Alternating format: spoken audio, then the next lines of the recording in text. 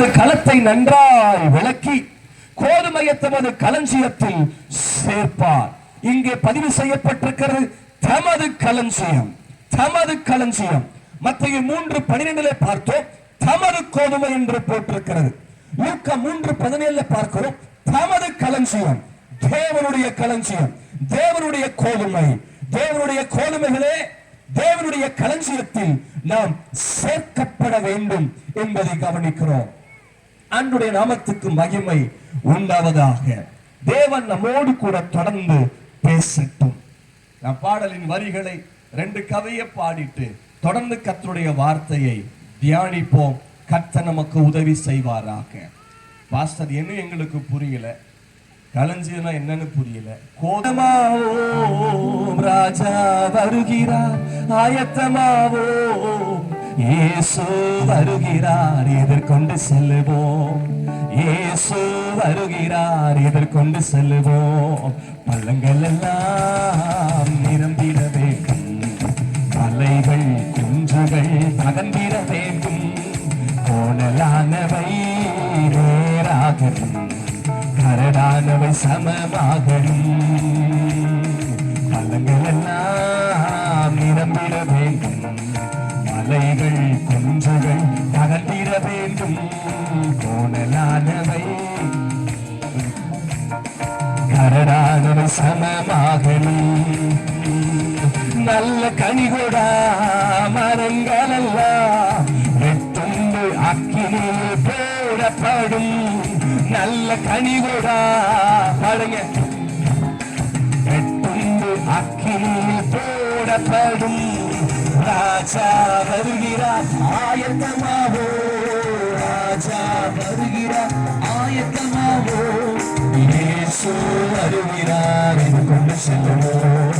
இயேசு வருகிறார், இது கொண்டு செல்லுவோம்.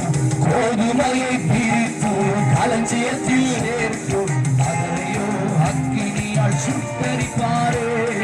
கோதுமையை பிரித்து களஞ்சியத்தில் சேர்க்கும், அதையோ அக்கினியால் சுட்டரிப்பாரே. ராஜா வருகிறார், ஆயத்தமாவோ, ராஜா வருகிறார், ஆயத்தமாவோ. இயேசு வருகிறார், எதிர்கொண்டு செல்லுவோம். இயேசு வருகிறார். கோதுமையை கோதுமையை பிரித்து களஞ்சியத்தில் சேர்த்து, அதையோ அக்கினியில் சுட்டரிப்பாரே. கோதுமையை பிரித்து களஞ்சியத்தில் சேர்த்து, அதையோ சுட்டரிப்பாரே. ராஜா வருகிறார், ஆயத்தமாவோ, ராஜா வருகிறார், ஆயத்தமாவோ. எல்லாரும் கண்களை மூடி ஏசப்பா என் கூட பேசுங்க ஆண்டவரே, என் கூட பேசுங்கப்பா. இந்த இரவு நேரத்தில் என்னோடு பேசுங்க, என்னோடு பேசுங்க. நான் களஞ்சியத்தில் சேர்க்கப்படுகிற கோதுமையா இருக்கணும் ஆண்டவரே. அக்னியில சுட்டரிக்கப்படக்கூடிய கலைகளா நான் இருந்துடக்கூடாதப்பா. என்ன கோதுமையா மாற்றுங்க.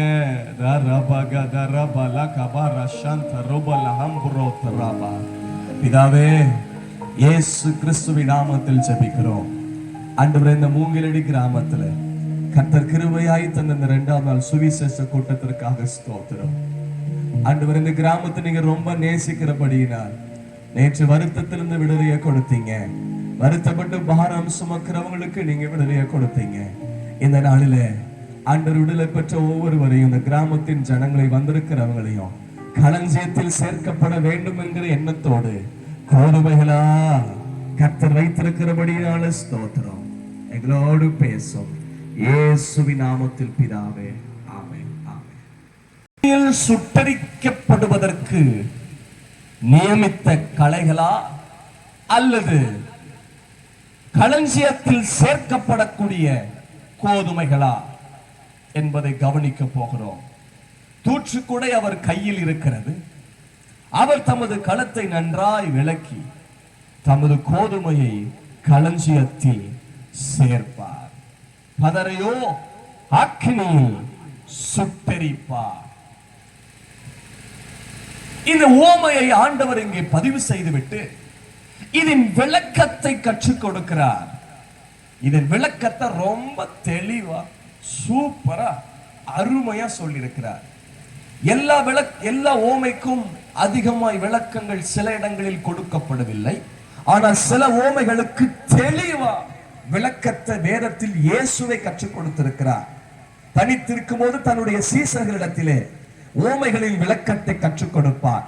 ஆம், நான் உங்களை அன்பாய் கேட்டுக்கொள்ளுகிறேன், உங்கள் வேதத்தை கவனியுங்கள். நாம் இப்பொழுது இடது பக்கத்துல 20ஆம் பக்கம் மத்தேயு 13ஆம் அதிகாரத்தினுடைய இடது பக்கத்துல இந்த ஓமையை கவனித்தோம். வாயை ஓமைகளால் திறப்பேன், உலக தோற்றது முதல் மறைபொருளானவைகளை வெளிப்படுத்துவேன் என்று தீர்க்கதரிசியால் உரைக்கப்படும் நிறைவேறும்படி இப்படி நடந்தது. 36ஆம் வசனம். அப்பொழுது இயேசு ஜனங்களை அனுப்பிவிட்டு வீட்டுக்கு போனார். அவருடைய சீசர்கள் அவரிடத்தில் வந்து, நிலத்தின் கலைகளை பற்றி ஓமை எங்களுக்கு வெளிப்படுத்த வேண்டும் என்று கேட்டார்கள். சீசர்களுக்கு புரியவில்லை. எங்களுக்கு இந்த ஓமை எங்களுக்கு சொல்லித்தர வேண்டும் என்றார்கள். எங்களுக்கு இது கற்றுத்தர வேண்டும் என்று சொன்னார்கள். இயேசு என்ன சொல்லுகிறார்?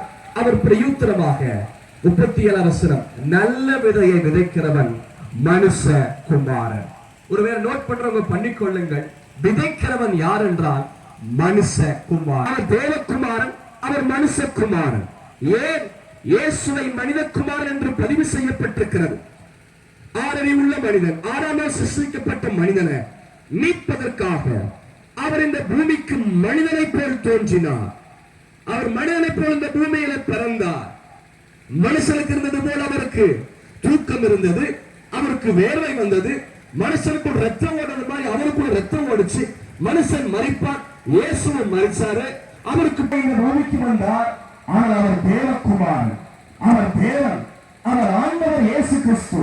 ஒருவேளை சிலருக்குள் கேள்வி இருக்கலாம், இந்த பூமியில ஒரு மனுஷனா பிறந்த இயேசு இருந்தாரு, அவர் மனுஷன் என்றெல்லாம் ஒரு எண்ணம் இருக்கலாம். இல்லை, அவர் நீங்கள் நினைப்பது போல ஒரு மனிதன் மட்டுமல்ல, மனிதனை மீட்பதற்காகத்தான் மனித ரூபத்தோடு இந்த பூமிக்கு இயேசு இறங்கினார்.